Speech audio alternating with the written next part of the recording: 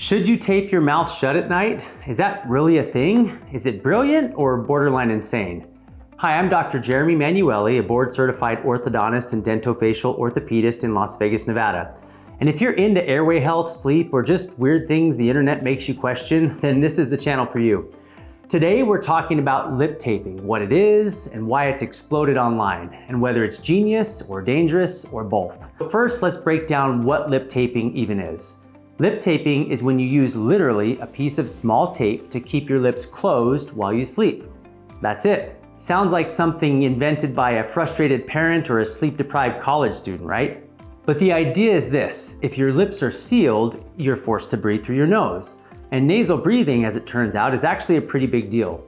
Although this technique has been around for a while in wellness and sleep medicine circles, it's gotten massive attention recently thanks to TikTok, Instagram, and that one friend who swears it changed their life. So should you just slap some tape on your face and call it good? Well, maybe not.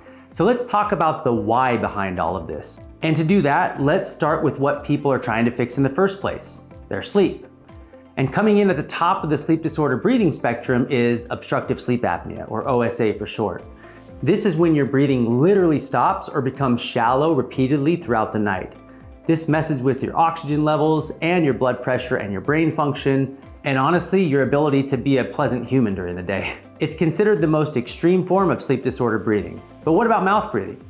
It often makes OSA worse. It narrows the airway, increases collapsibility, and sets you up for noisy, unrefreshing sleep. In kids, sleep disorder breathing is often treated with removing the tonsils or the adenoids. In adults, it's usually managed with CPAP. But let's be honest, most people hate their CPAP. It's like trying to cuddle with Darth Vader. So some people turn to alternatives like lip taping. So here's the real question: does it actually work? Well, in 2022, a researcher named Lee and his team found that in people with mild sleep apnea, lip taping cut the number of apnea events in half.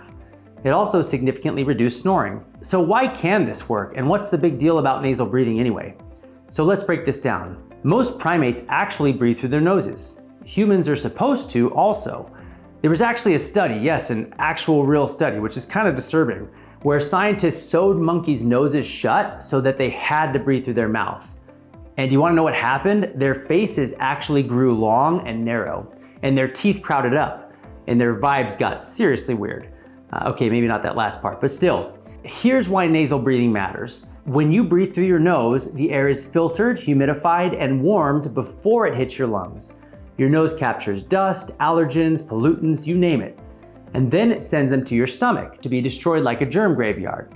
When you breathe through your mouth, you skip all of that completely. You get raw, unfiltered, contaminated air straight into your lungs. That means your immune system has to work harder, leading to more inflammation, allergies, and irritation. Oh, and also nasal breathing delivers nitric oxide, which is basically a super molecule made in your sinuses, and it's anti-inflammatory, antiviral, antibacterial, and it helps your body absorb more oxygen. Actually up to 18% more oxygen per breath, according to researchers. It's basically like nature's upgrade to your respiratory system. Mouth breathing, that's like the stripped down free trial version. Okay, so this all sounds great, but will lip taping cure your severe sleep apnea? The truth is, probably not. But can it help in mild cases? Absolutely. Especially if it encourages better tongue posture and keeps the mouth closed so the airways stay open. But for moderate to severe OSA, lip taping alone is usually not the answer. And in fact, it can actually be risky. So if you're unsure how severe your sleep apnea is, talk to your doctor or use a sleep tracker with a pulse oximeter. I'll link one in the description below. Look for oxygen drops and heart rate spikes. That could signal apnea events. And if your spouse is like mine, you'll also get real-time alerts in the form of elbows, verbal complaints, or sudden backhanded ninja kicks at 2:37 a.m. But what if you don't have sleep apnea? Is lip taping still worth looking into? Let's talk about oral health. If you wake up with a dry mouth, sore throat, or the breath of 1,000 garlic cloves, you're probably mouth breathing at night. Mouth breathing dries out the saliva, and the saliva is crucial. It keeps bacteria in check and protects your teeth. When you don't have enough saliva, the bacteria thrive, and that leads to cavities, gum disease, and bad breath. Want a quick at-home check? Look at your gums. Are the ones in the front red and inflamed? Do you have chapped lips and dry corners of the mouth? These things are often from mouth breathing. So now let's talk about what all you parents out there are wondering. Should I try lip taping with my kids? I get this question more than you would think. And while I don't recommend taping kids under 5 because they have immature breathing reflexes, there is a place for training nasal breathing in kids 5 and older. When kids mouth breathe, it can actually affect how their face grows. Normal facial growth is supposed to be downward and forward. Mouth breathing causes downward and backward growth, which increases the risk of airway issues later on. And remember, kids grow while they're asleep. That's when the growth hormone is released. So poor sleep equals poor growth. Lip taping used properly can help guide the growth the right way. Sounds great, right? But what about the dark side of lip taping? So let's break down the risks. So here's the big question, is lip taping safe? For most people, the answer is yes. But here are some instances when you should not do it. 1, if you have moderate or severe untreated sleep apnea without your doctor's recommendation. 2, if you have severe nasal blockages, allergies, or a severely deviated septum and you just can't get enough air through your nose. 3, if you get nighttime panic or anxiety attacks. And of course 4, if you're under 5 years old without the recommendation of your doctor. Also, don't fully seal your lips, especially in kids. It's not necessary. I like methods like myotape or side cheek strips that gently encourage closure without full lockdown. Oh, and don't use duct tape. Use skin-safe tape like Micropore, NextCare, myotape. And if you're sensitive to tape, you can test it out on your arm first before you use it on your lips. And while we're on the subject, let's talk a little more about technique. Start with daytime trials, what's called a 3-minute tape test. Go ahead and put the tape on and go on a 3-minute walk.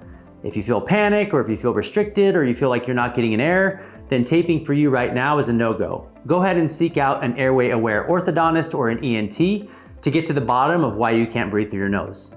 And here are some other tips. Before taping, clear your nose first. You can use saline nasal spray, xylitol nasal spray, a neti pot, or physically open the nasal passageways with something like a Breathe Right strip, or my personal favorite, which is Intake. It's basically like a Breathe Right strip on steroids. Once your nasal passageways are clear, you'll have some technique options on how to place the tape. My favorite method is using myotape, which goes around the lips, not over them. This allows you to be able to get a sip of water if needed, and you still have the ability to sleep while wearing it, just in case that pressing middle of the night conversation were to arise. Other taping options include 1 vertical strip of tape right down the center, or 2 strips of tape, 1 on either side of the nose. And some people choose to use a horizontal tape method, like what you see with hostage tape. Although maybe you guys should consider rebranding that name, just saying. Horizontal taping is usually used for those who have a hard time keeping regular tape on. It's often a stronger tape and it stays on pretty well even if you have facial hair that otherwise makes it difficult. I would avoid using horizontal tape if you're sick or at risk of vomiting or if you're inebriated. So is lip taping the miracle you've been waiting for? It might be, it might not be, but it's worth a conversation with your doctor or your friendly neighborhood orthodontist. It's not a cure-all, but for the right person, it can improve sleep, reduce snoring, and even support long-term health. If you've got questions about your sleep or your child's sleep or facial growth, what are you waiting for? If you're local, visit our website at hmortho.com and set up an in-person consultation.